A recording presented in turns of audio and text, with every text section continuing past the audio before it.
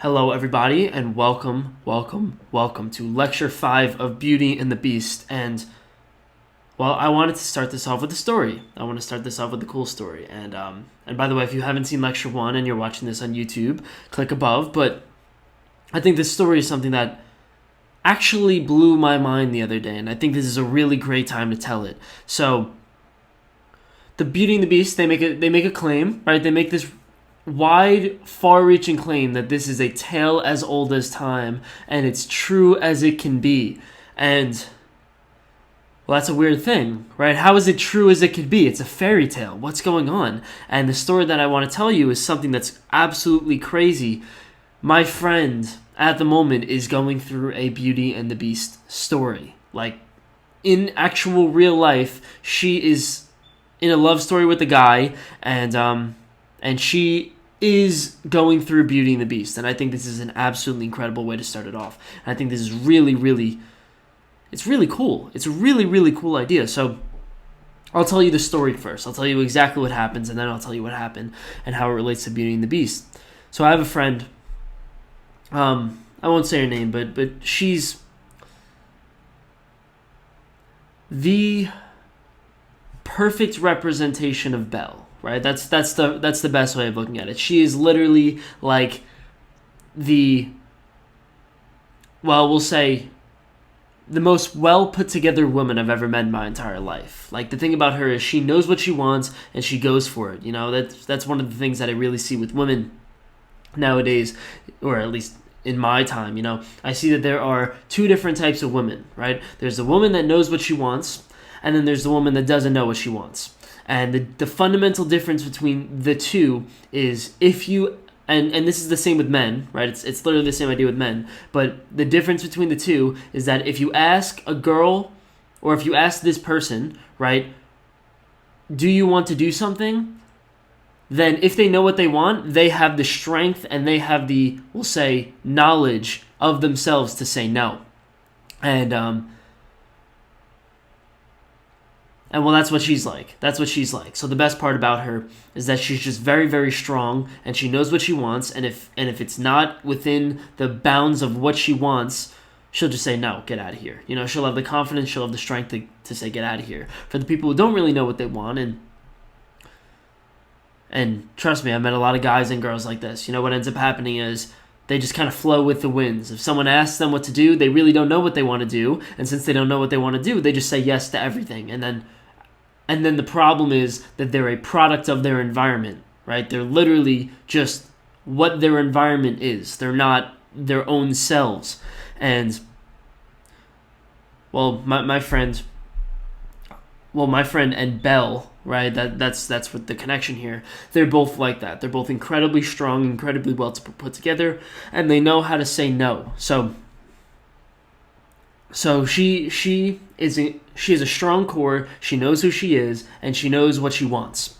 So then she meets this guy, and he's probably the exact opposite. He's the perfect representation of the beast. Not angry, not like overly masculine, overly animalistic, but just something like still acting off animal natures, or something like,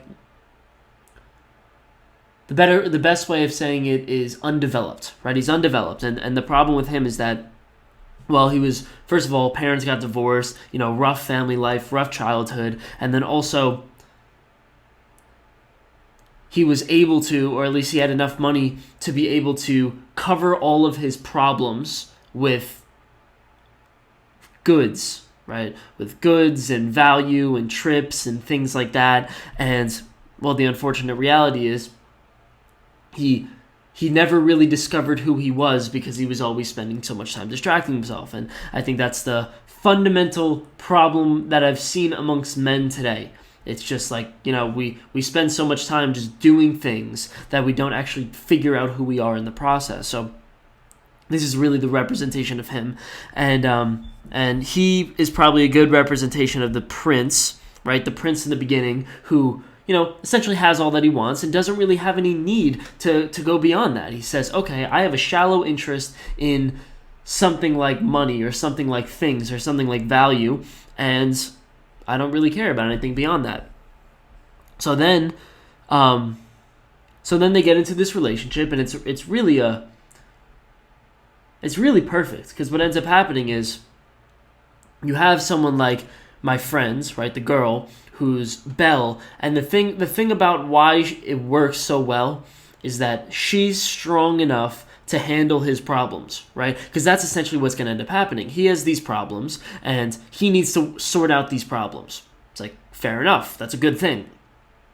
But the problem is, you need someone strong enough who has already handled most of their problems and is willing to bear your load, right? And who is willing to, we'll say, handle your problems without making it their own problem. Because that's one of the things about Belle that Belle does so great throughout this entire movie, is that she never makes his problems her problems. You know, it's like, that's so easy to do. I personally got into a relationship in high school where that's exactly what I did. You know, it's high school. I think I was a freshman and 14, 15 years old, something like that. And I was a pretty well put together kid. And when I say well put together, I just kind of flat on emotions. Didn't really have too many like anxiety, depression, nothing like that. Have a pretty good family. So, you know, didn't really have any struggles on that front. But she had all of it. The girl that I was with. She had everything put together. It was really bad. And the unfortunate reality there was, I didn't know who I was. I couldn't bear her load. So when I essentially opened her up, when I started finding all these problems that existed within her and all the things that she needed to develop, I took them onto myself. And I started, throughout that time, I developed something like anxiety, definitely something like depression, and things started falling apart in my life. It was a really, really tough time. Once I held strong for a little bit, but then after a while, once I started developing those things, it was really, really brutal. But the best part about Belle and the best part about my friend is she was able to hold it up, right? Or at least so far, and I think she's good on that front. She's able to sort of carry it on, right? And say, okay, I could bear your load and also remain strong. So we'll say maybe that's the precursor to Beauty and the Beast, right? That's the precursor to this archetype of Beauty and the Beast and being something like Belle. And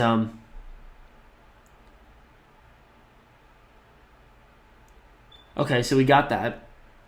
So now what happens is so he's very insecure, right? He's very insecure, and she really likes him, so that's good, right? She's decided that she's going to sort of put in the initial investment to help him, you know, and also, you know, get into a positive relationship. So what happens is she starts opening him up, right? That's exactly what happens. You know, this was probably a few months ago. She just starts opening him up. You talk more. He starts revealing more about himself. He starts letting his guard down and things like that. And that, if we're getting to the idea of Beauty and the Beast, that's the idea of letting her into his West Wing. Right? So essentially, my friend, she went into his West Wing, and he couldn't handle it. He just couldn't handle it. This is the thing that I noticed amongst people who are incredibly insecure, and I noticed this mostly throughout high school. One of the things that really, really killed me was like, okay, you see a typical high school relationship, right? Your typical archetypal high school relationship is the group of people, two people who get into a relationship for like 2 weeks, and then they break up for 2 weeks, and then they get together for 2 weeks, and that cycle kind of keeps happening, and they get together and break up like 4 or 5 times. And the reason behind that is something like both of them are so unsure of who they are, and both of them are so vulnerable that every time that someone gets a little too far and gets in a little too deep inside that vulnerability, the walls that we sort of put up, you just lash out and completely end it. And this is one of the things that I've noticed. This is one of the things that happened to her. So what happened was, she started breaking down his walls, and she started, you know, essentially discovering who he is and discovering his vulnerabilities and all of these things, childhood issues, all that, and repression. And what happened was, he broke up with her. Just like the Beast, who tells her to get out of the West Wing, don't, like, I never want to see you again, like, leave, all that stuff. And the reason why is very simple, right? The idea of the rose is that it's a flower right? The idea of suppression, these repressed thoughts that we have, is that they're flowers and they're so damn vulnerable, right? Why is the flower covered in a glass case? Because it's so damn vulnerable, and all you got to do is touch it the wrong way, and it falls, right? And it dies. So that's what happened. She started when it started figuring him out a little bit more, and he broke up with her right away. And he actually ended up telling her, I think it was like a week later, he told her, he's like, I don't know why I did that. Like, I cannot explain to you why I did that. It was just an impulsive thing where I was just like, I just can't handle it anymore. I just can't do it. So in my interpretation, that's something like the beast in him that's saying, wait a second, you're getting too close. You're getting too close. This is a little uncomfortable. I can't deal with it. So now, well, that's the point where she's at right now. So that's why I wanted to put it there, because that's exactly where we are in the story right now. So the next part that happens in Beauty and the Beast is, and this is exactly what happens in with her, right, is that Belle decides to run away, right? So the Beast screams at her, tells her to get out, and Belle decides to run away. And, well, the meaning behind that is super simple, right? It's super simple. Belle says, yeah, super simple, okay? All she says is, I don't want to deal with this, right? I thought maybe I could put in the investment before. I thought maybe there was something there, but why would I want to put in this investment? What is it worth if he's just going to scream at me? And you can't argue with that, because there's probably something that that's wrong with that. And then at the same time, there's an idea in the hero mythology, and I like bringing the hero and the heroine mythology together, because I think there are a lot of parallels between them. There's an idea that when the hero decides to face the dragon, the first thing that he does is run away, because he thought that he was going to face, we'll say maybe like a 10-foot dragon who's kind of big and kind of scary, and he thinks he can handle that. But then what happens when he sees a 20-foot dragon that breathes fire in his face right away, when he actually confronts the beast for the first time?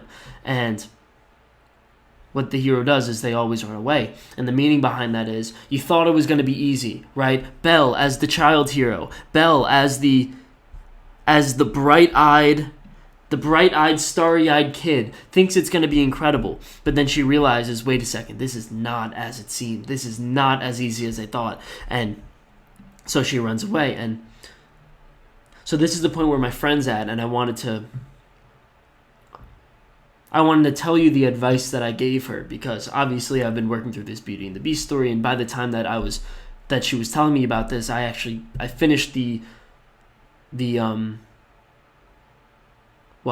finished this lecture, or at least the planning for the lectures. So the first thing I told her, she says, okay, what should I do, right? I'm at the point where he just broke up with me, and I don't know what I want to do, right? Do I want to see if I can make it work with him? Do I want to put back in the investment, or do I want to just say, screw it? Like, why would you break up with me? That's so, she said, she's like, this is so disrespectful that he did that, which is true. And I don't even know if I'd want to stay. So I told her two things. The first thing I told her was, watch Beauty and the Beast, because damn, like, this is one potential way that she could solve it, right? This is one potential way, and I think that the fact that she's lived it out to this point is something that's remarkable to me. We're already, like, I don't know, an hour in through the movie, and she's already lived it essentially to the T. And the second thing I told her was, do you think you can handle it? Yeah. Well, I told her three things. Okay, so I said, do you think you can handle it? Because you don't want to run into that problem where you're not strong enough, and then, the essential problems end up falling on you. And the answer that she said was yes. I was like, okay, cool. The next question, and I said this was the most important, do you actually want to invest? Right? Because what you're going to do right now is you're going to invest your emotional energy, your time, your your trust, right? Like, you're going to put all of this, you're going to put a huge bet on this guy. Are you willing to invest? And that's a big question, right? That's a big question. You gotta see, there are, because the easy answer that she could have said was no. There are 1,000 other men that could easily replace him, and why would I want to invest in this one guy? What's the point? But she didn't say that, right? But that could have been the easiest point to make and say, okay, yeah, I'm not going to deal with that. But she said, I think I'm going to handle it. So I want to see where that goes. But I think that's that's really crazy, right? What is she going to do? She's going to try to essentially keep going into his West Wing. That's all she's going to end up doing. She's going to keep going into his West Wing, and we're going to get onto the the next part of this movie explains exactly what she is going to do, or at least what she should do. So I think there's something incredibly special about that. But anyways, so what happens is Belle decides to leave, and right away she faces these wolves, right? She sees a bunch of wolves, and the wolves try to kill her. And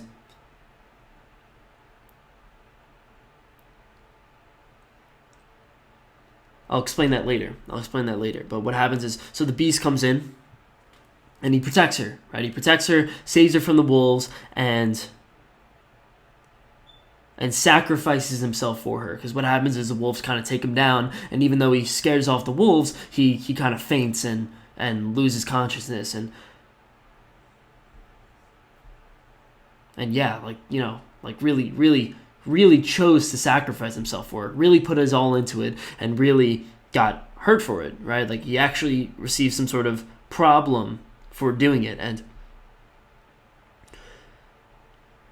so then what happened is Belle decides, so she sees him lying in the background right over here, and here's another thing, right? Here's him on the floor, and she sees him lying in the background, and she says, okay, what do I want to do?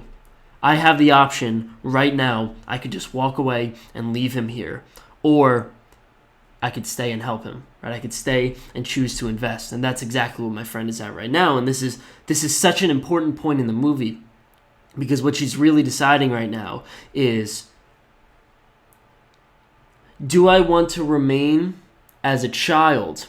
Do I want to remain as somebody full of potential, somebody full of all these options, somebody full of this bright-looking view on the world? Or do I want to actualize it? Do I want to finally take my ideas, my ideologies, all the things that I've been putting forth, and take action on them and put them in the real world? And so there's two ways of looking at it, right? In one case, you could say she's giving up her freedom, right? Because the thing about a child is, and the thing about any sort of plan is that when you're, well, we'll say, yeah. So the thing about any sort of plan is that there are so many directions in which you can go, right? Let's say you're a kid and you could be an astronaut, you could be a doctor, you could be a baseball player, you could be all of these things.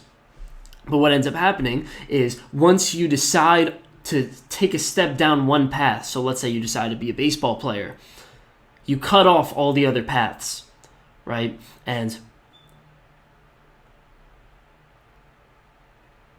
that's not easy, right? What you're doing there is you're giving up your freedom, and you're giving up your freedom to choose paths, and you're giving up your potential. You're giving up the potential yous that you possibly could have been, right? The potential astronaut, the potential doctor, whatever. And you're also giving up something like the illusion that you could be everything. That's one of the things that I find to be the most difficult to let go. Because what happens is, and this is something that I've seen across my life definitely, is that, well, I said this we'll relate it back to the entrepreneur example. The reason why I never got started on being an entrepreneur is because it kills the dream of being an entrepreneur. It kills the dream of, oh yeah, I'm going to go live on a yacht and I'm going to have all this influence on the world and I'm going to make all the difference. And it changes it to, wait a second, that's not exactly how it is. And maybe the plan that I established, maybe the innocent plan that I wanted to go on in the beginning, maybe it's not going to be like that. And maybe I'm not even going to get there, right? Because the problem with taking a step towards your goals, whatever that is that you realize that it's not as easy as you thought. And for some people, and this is what I've noticed, for some people, it's just better to keep the illusion. It's just better to keep the illusion that maybe one day I will get there, and maybe one day I'll be happy. And I've seen this all the time in business school. The thing about it is, every time I come up to somebody, I always ask them, and this is the thing that kills me. I say, what do you want to do? And most likely they say something like finance, accounting, those soul-sucking jobs. And the reason why I say soul-sucking jobs in this case is because they even know that it's a soul-sucking job. They know that it's not easy. And they know that they don't want to do it. And then they say, but one day I'm going to be CEO. One day I'm gonna retire early, or one day I'm gonna make something of myself, or whatever. This pain is only going to be temporary, and that gets them through. And what I've realized is that for some people, right, they could actually do that. For some people, they actually do become the CEO, and for some people, they do become the CFO. But for 92% is probably a good percent. Something like 90 to 95% of them end up just getting stuck in the CEO in the finance job or the accounting job, and it's because you realize, you're like, wait a second, I have this plan to eventually be a CEO, CFO, some big shot, whatever, but you have no idea how hard it's going to be. You have no idea what you have to do to put it in. And for you to just keep pushing that off, saying, oh yeah, I'll just be that someday, that's just a little bit of a coping mechanism, in my opinion. And so that's the problem, right? So the question is, why don't you be real with yourself? Why don't you be real with yourself and say, wait a second, no, I am going to be a finance person and I'm most likely going to get stuck in finance for the rest of my life. Or I'm going to pick this path, more generally, I'm going to pick this path and most likely I'm going to lose all my access to all the other paths. And the reason we don't say that is because we lose our freedom. Right, we lose our freedom, and we also lose the dream. We lose the illusion that we could potentially go and get it. And that's what Belle's struggling with right now. So in this moment, when she decides, okay, do I really want to save him? Right? Do I really want to invest in him? She's really saying, I am getting rid of the person of all the other people that I could be. Maybe something like the person who is married to Gaston, right here, right? Like, once she decides to invest in this, she decides, okay, I am getting rid of plan B, which is the person who's going to marry Gaston, and I'm getting rid of we'll say, reliance on my father, and I'm also getting rid of the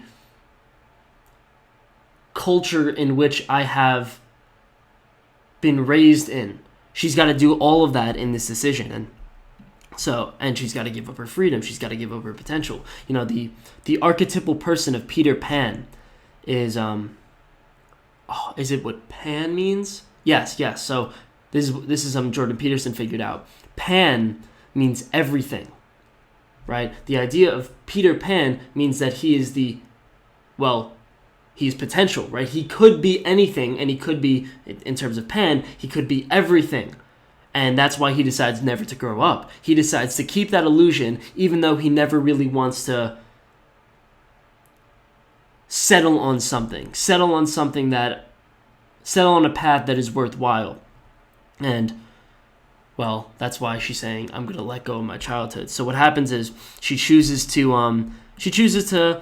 offer him care and to help him and to invest in him, And the next thing that she says is, I can't go back to my childhood.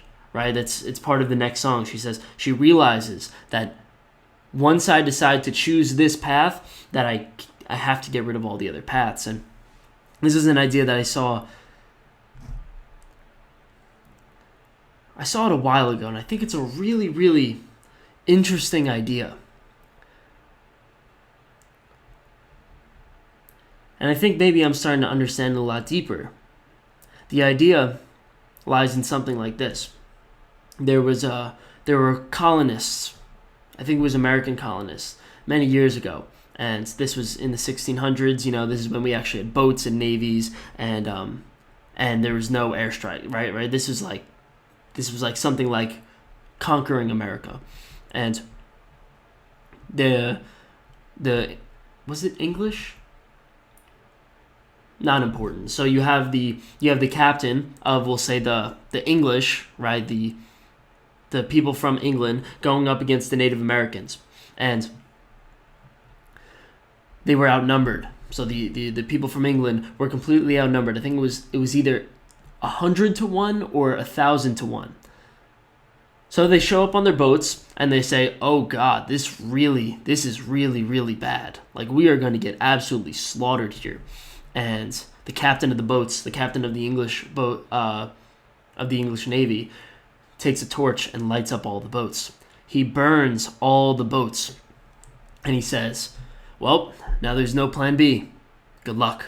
Right? There's no option for retreat, and that's the exact idea. The exact idea is, okay, if you're going to put your all into something, if you're going to do something that is actually worthwhile and actually worth achieving, then you have to set your whole mind on it.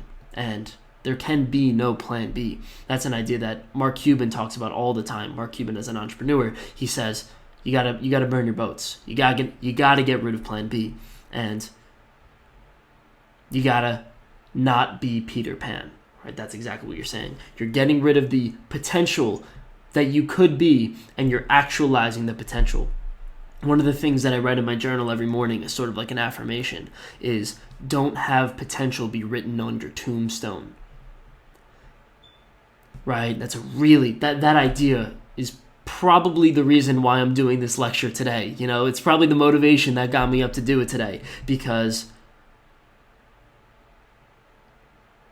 I am full of potential, right? I'm young, right? Whenever we're young, we are all potential, and it's a question of whether or not you actualize that potential. That's it.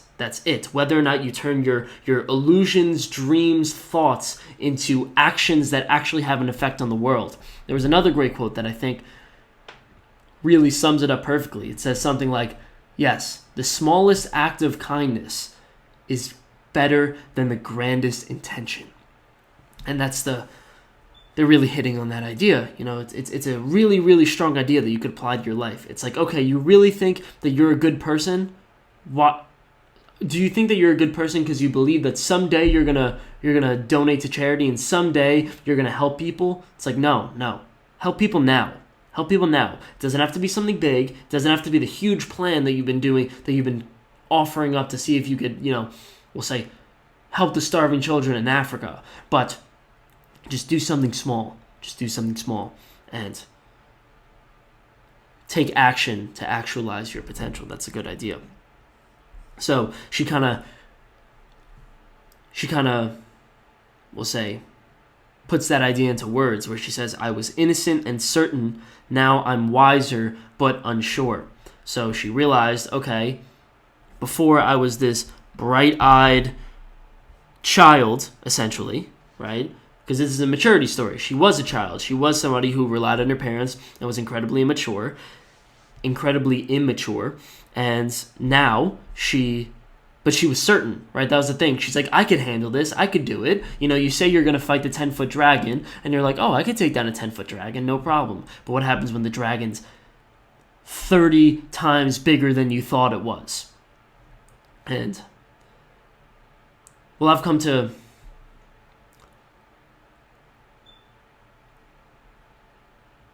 Well, so that's actually something that they've proven in, man, I can't remember the name. But this is something that that was psychologically proven. It's something that makes such little sense, but at the same time, I can understand the biological mechanisms behind it. What actually happens in your brain is whenever you decide to go for a goal, right, and you have limited information on that goal. So let's say I tell myself, I'm going to read, what book is this here? I'm going to read this book. No problem. I could do it, right? And when I look at something like this, I say, okay, I could read this book. I could do it. All I have to do is read for 3 hours a day and for 2 months, and that's it. That's all I need to do. It's not that much of a problem. That's the child here. You're innocent, but certain. And for whatever reason, psychologically, this is true. So for whatever reason, you have the most confidence when you're about doing something when you try to achieve it. That's like saying, oh yeah, I'm just going to go to the gym, and I'm just going to go to the gym every day. I'm going to quit smoking, and I'm just going to quit smoking. I'm just going to do it, Throw your cigarettes or your Juul in the toilet and say, that's the end, right? It's great. But what ends up happening is we overestimate, psychologically, the likelihood in which we're going to actually get it done. And I think that's the motivation that drives us forward. Because let's say, well, here's the thing, right? 92% of people who set on a major life goal fail. If you knew that going into it, then maybe you would just say, I don't want to do it in the first place. It's not worth it. 8%? What is that? What are those numbers? And then you just never get up off the couch. You just never strive to improve yourself. So it seems like we've developed some sort of biological mechanism in which we can be innocent and certain. Say, okay, I'm going to take some action, but I really have no idea what I'm handling. I'm incredibly naive. And then hopefully the ones who are strong enough are the ones who can confront the dragon, right? The even larger dragon in pieces, right? So that you can keep motivating yourself to go on, but at the same time, you can, we'll say, handle the shock of realizing that you're not as prepared as you thought you were. So that's where she is right now. She says, wait a second, this is going to be hard. This is not going to be easy. I really don't want to do this. Or at least I really want to do this, but at the same time, it's just not, easy, right? It's not easy. The dragon that I'm facing is going to be larger than I thought. So she essentially decides to be a heroine, and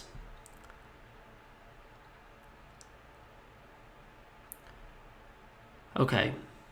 So I think this is the point where I want to, yes, this is definitely the point where I want to explain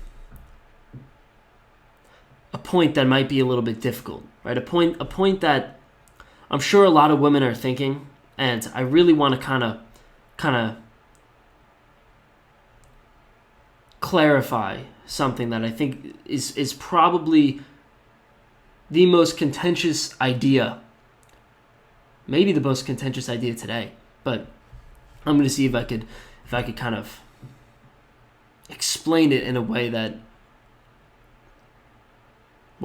makes both sides happy as well as helps you understand the world a little bit better.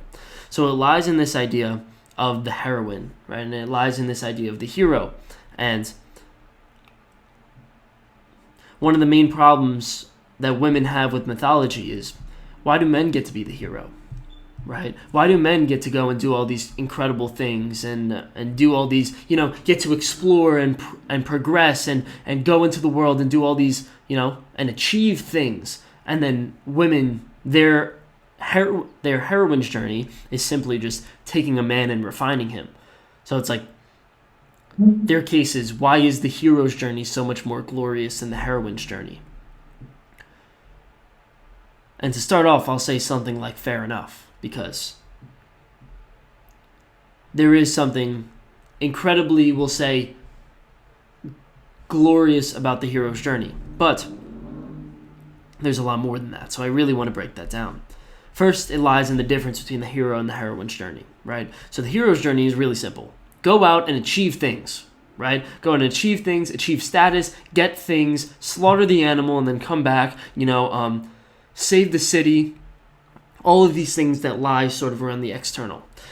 The heroine's journey is also really simple. Take a man and refine him, right? I read this book. It was called A Billion Wicked Thoughts, and that's exactly what it is. It takes the female romance and erotic stories and sort of breaks them down and tries to find the commonalities between them. And it seems like that's something like the heroine's journey.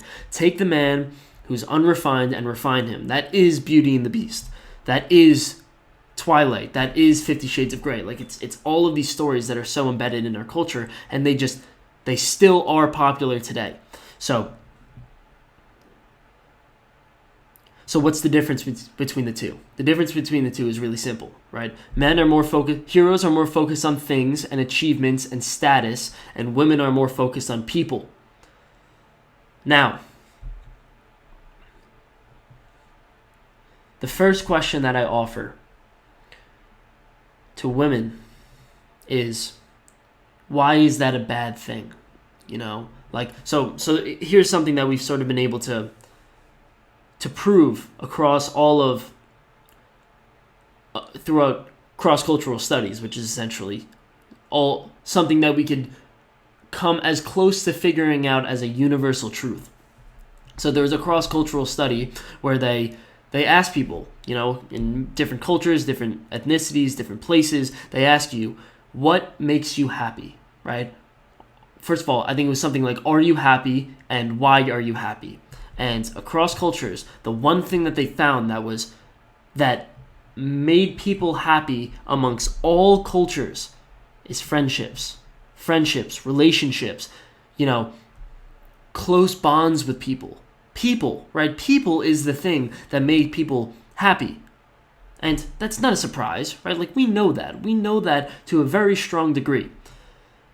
But at the same time, you look at the hero, and the hero doesn't go for people, right? The hero goes for things. The heroine goes for people. So one of the things that I've noticed across, we'll say, the women that I've met is that, or at least the women that I've met in business school, because the thing about business school is that it is very masculine dominated, obviously, and at the same time, all the incentives are masculine driven, right? You think of something like money. Money is things, so you really need some masculine traits, a masculine personality to be able to succeed in the capitalist system. And I think that's the main reason why women want to be heroes. Like, if you were to kind of leave us to ourselves, it sounds like heroine is a better deal. It sounds like to be a heroine, to be somebody who works with people and helps them, that is like the ultimate goal. It's like, that's amazing. But because the financial incentives clearly are more focused on things, and they're more focused on masculine traits, I can imagine why, and it makes sense why women want to be heroes, or at least some women want to be heroes. But one of the things that I've noticed in a business college, is that most of the women that I've met are very feminine, right? Like, you'd really think that the women in business school are really, really masculine, right? In terms of, really money driven, really focused on gaining things and gaining we'll say, as much money as possible.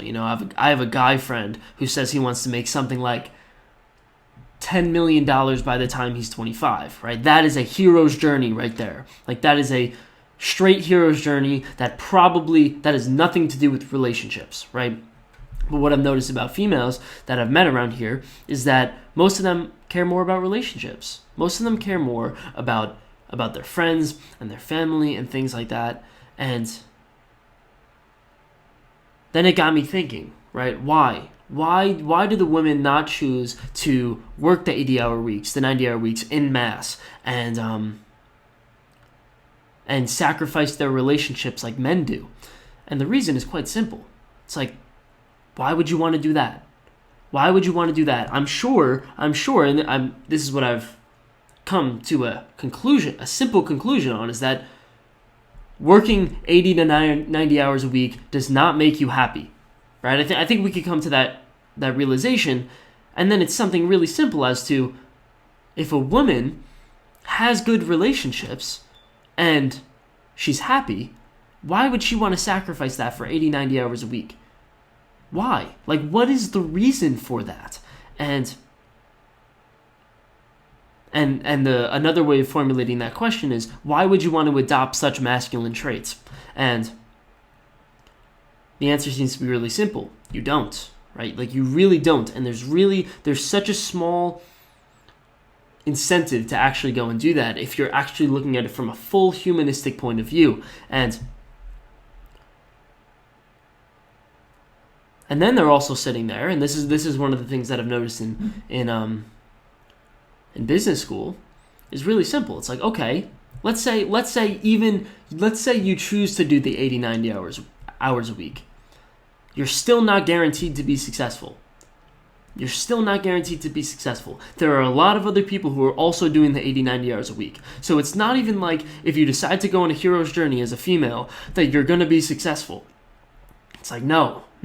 You're taking a risk, and at the same time, you're giving up the thing that's going to make you the happiest, which is your relationships. So therefore, it's more of a question as to, why do men do that? Right? I think there was a great stat that I heard the other day.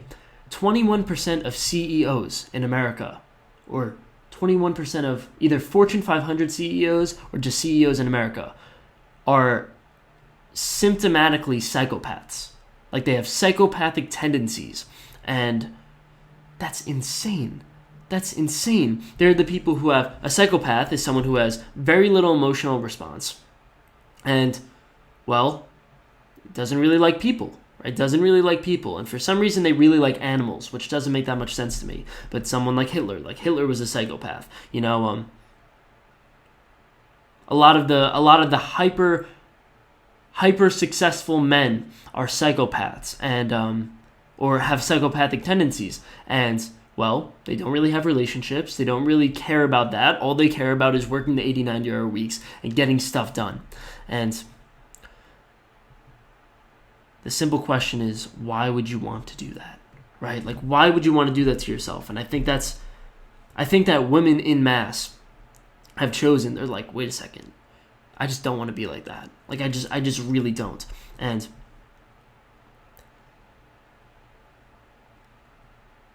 yet for men, it's a little bit different, right? Women seem to be given a choice. I think that's the best part, you know. So women heroes exist, right? Like, a lot of the females that I've met are very, we'll say, goal driven and want to be very successful. It's like, more power to you. That's great.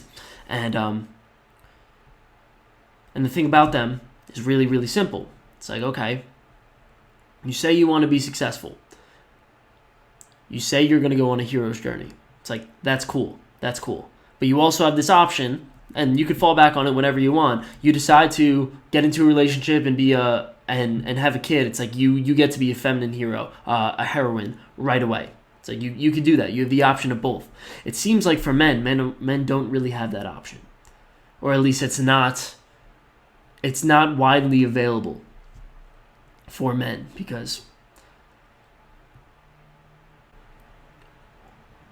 it's a little bit different, right? It seems like we operate a lot differently, and it lies in this theory called sexual selection theory, which I'll explain to you very, very quickly.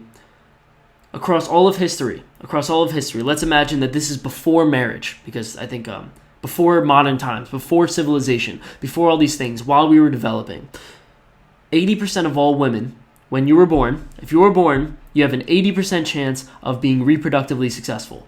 So you're born as a woman, and most likely you're going to have a kid, right? Most likely, 80%. That's pretty good percent. And a lot of those people who ended up dying were the people who died in childbirth and all of these things. And for men, it's different. For men, it's 40%.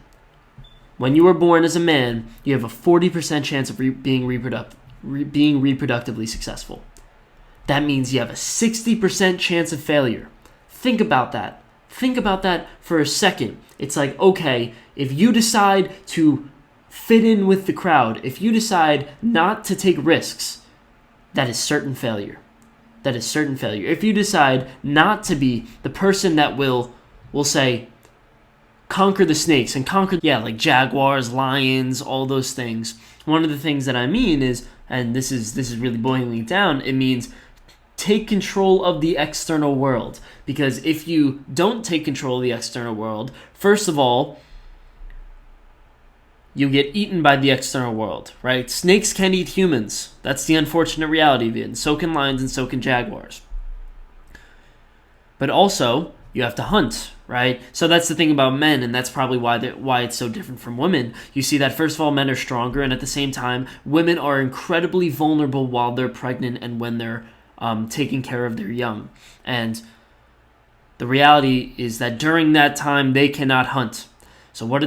They do something like get a partner who can hunt for them during that time. And you create sort of like a symbiotic relationship. You create a relationship where, okay, you hunt, I take care of your kid. We're both happy, and none of us can survive without the other. And that's one of the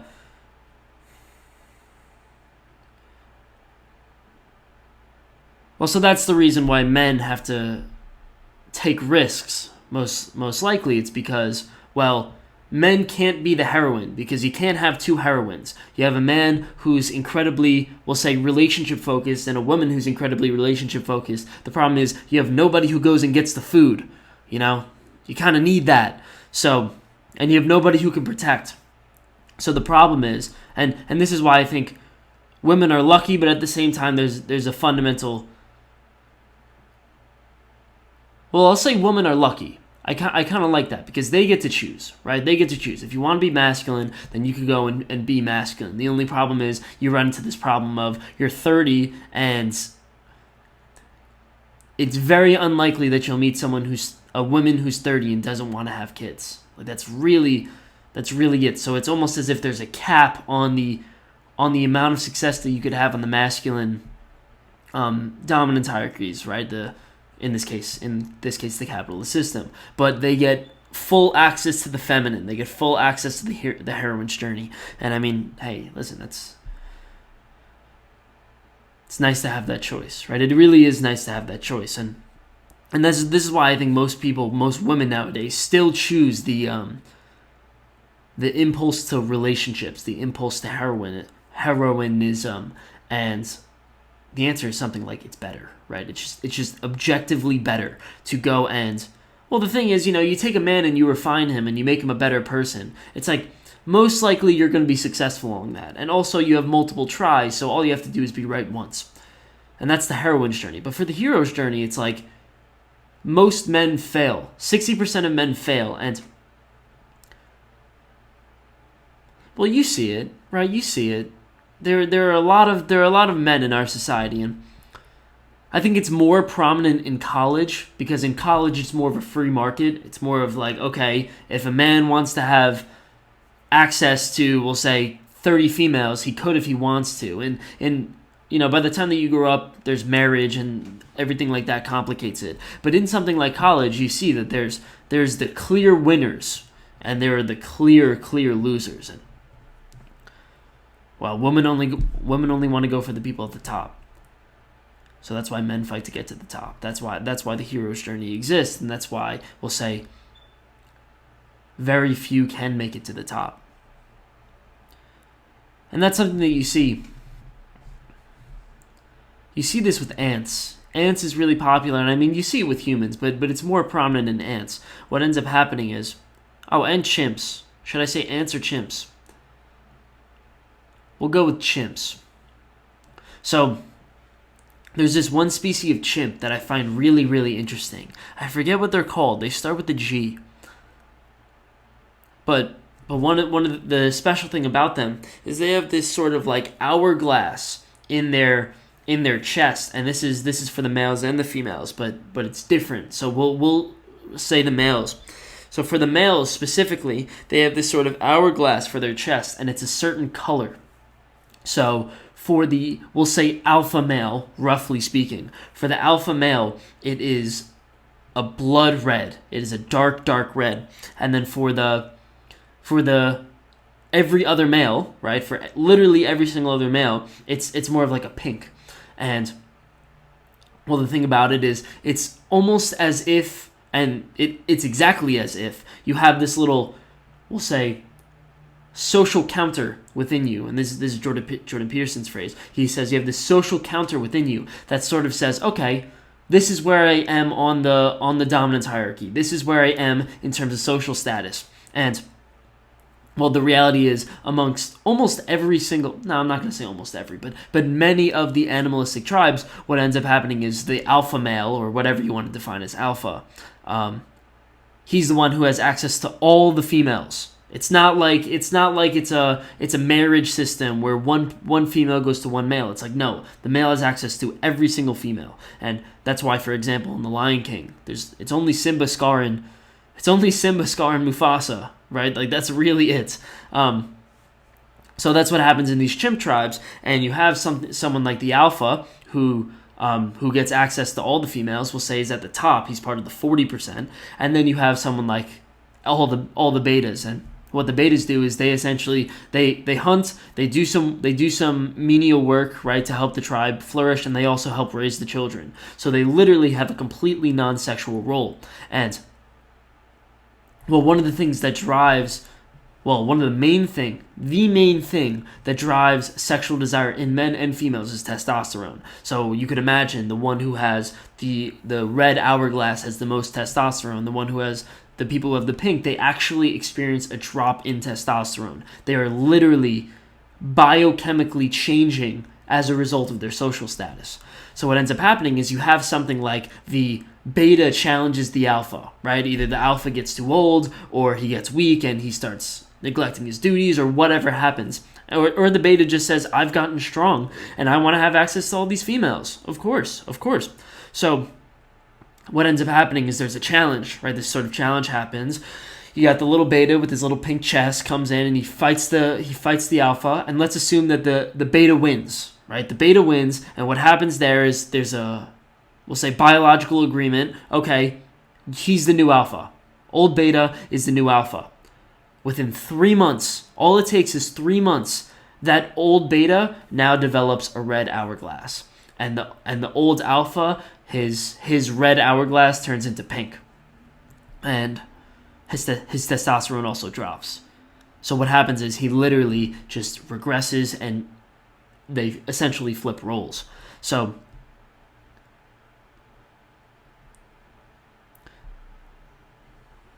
it's a crazy species, and we're sort of like that. I would say we're very like that. And this is one of the things that men sort of have to struggle with. Men sort of have to struggle with this idea of, okay, I need to win with women, and I also need to win with men. Because if I lose with men, then I'm therefore going to start losing with women. And because my testosterone drops, serotonin drops, all of these chemicals, you essentially change as a person. And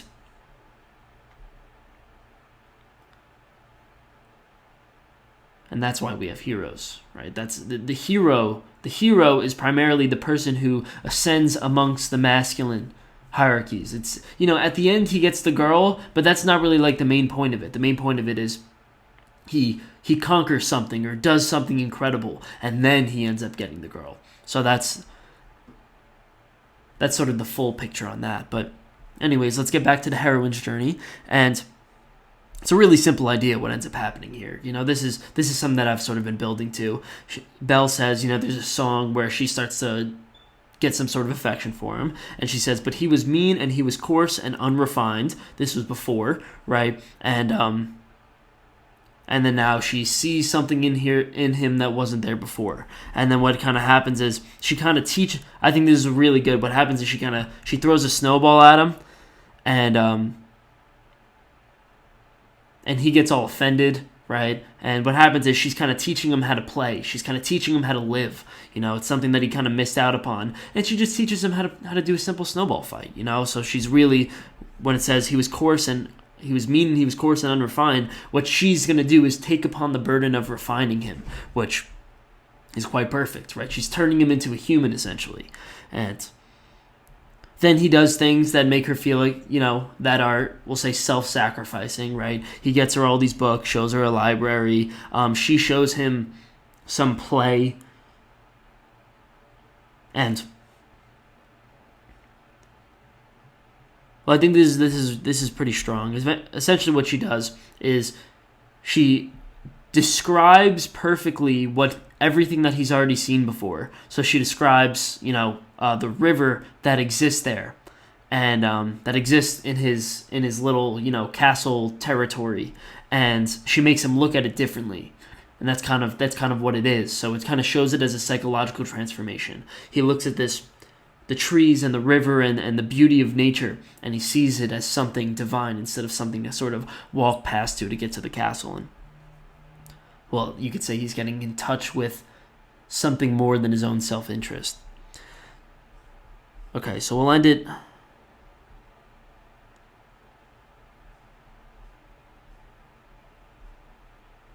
And no, I mean we're almost done to the transformational process. So we'll finish the transformational process. So he refines himself. He essentially he gets a new way of looking at the world, one that's guided by Belle and also is less self-interested, more focused on the world. And then there's sort of one final thing that needs to happen before she makes the change, before they kind of get together in this we'll say beautiful union, which ends up being the dance.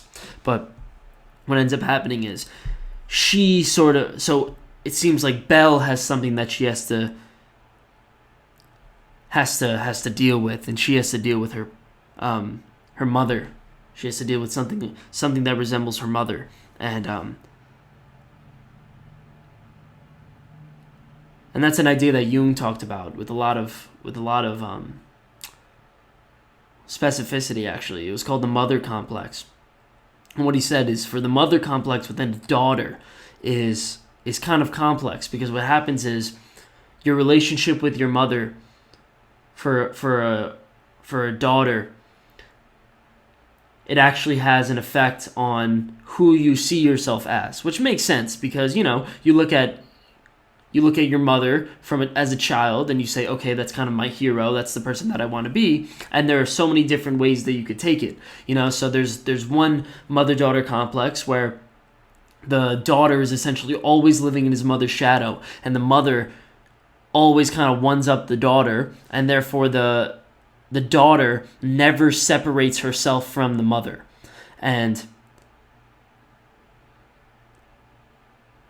that's exactly what's happening here. So I'll explain it in a really cool way. So what ends up happening is you have, let's say that you imagine it like a duck and a duckling. That's a good way of looking at it. So you have the mother duck or the mother goose, right? And then you have all of his kids following her. That's essentially what it was like with Belle, right? Belle was her mother. She was exactly her mother. And that's something that we've already determined within the story. But what ends up happening is, the problem is that when you're always following your mother, you never develop any sense of individuality, right? You're literally just the carbon copy of your mother. And this is something that happens with boys and their fathers too, often. And so what must you do? What must Belle do to finally, we'll say, ditch that part of herself? Is she must realize where her mother failed. She must realize where her mother has any flaws. And this is what happens when she goes into herself and finds that her mother died of the plague. What's really happening here is she's saying, okay, I was my mother. Like I am very, very similar to my mother. I was a carbon copy of my mother. But she was wrong here. And I'm going to differentiate, okay, here's Belle and here's Belle's mother. And Belle's mother failed here, so I'm going to be successful here. And Jung says that this is this is incredibly important for the development of the self, right? It's a development of the individual person. And so that's they just gave a little bit of something like that. And that's the precondition in this case to Belle and the Beast being fully transformed. So this is where we'll end it. We'll end it at the symbolism of maybe the most beautiful scene, and maybe the most important scene, maybe also the most iconic scene out of all the Beauty and the Beast stories. It's this idea of the dance.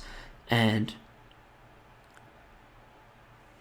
right, Belle wears her yellow dress and she decides to dance with the Beast, And